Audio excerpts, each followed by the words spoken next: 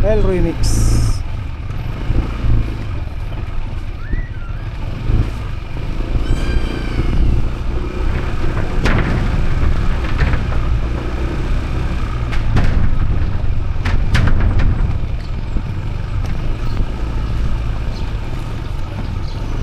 May mga ano lang sa bakal para piloting. Elroy Mix. Update tayo dito. Itong bypass road, no? Bridge from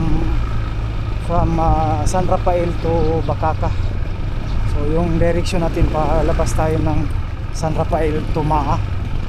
So itong galing tayo ng lulusot tayo ng dyan sa may Bacaca, dyan sa may Petron, Shell o 7-Eleven. Madami kasi ano dyan. Dinaanan natin dahil galing po tayo ng flyover na.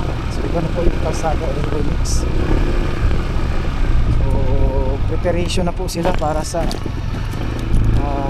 paglalagay po ng pilote, para sa foundation po, no, ng pangalan dun, pagtambak nila bago doon sa apartment ng tulay. So bago kasi gawing kalsada yan, so may mga proseso yan, may foundation. So ito na po yung labas pagpunta ng San Rafael. So punta ka, pwede ka rin liko sa may Maa, Davao City diversion route. Ito rin yung isang bypass route dito, Elroy Mix bridge. Lusot po tayo dito sa may kung babalik tayo, lusot po tayo sa may Bacaca, dyan sa may 7-Eleven, Petron o Shell, Caltex, dyan sa may Bacaca road.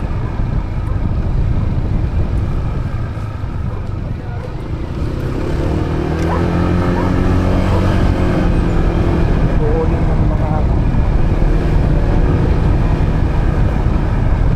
so yan na po, Elroy Mix. Yan hapon sa inyong lahat.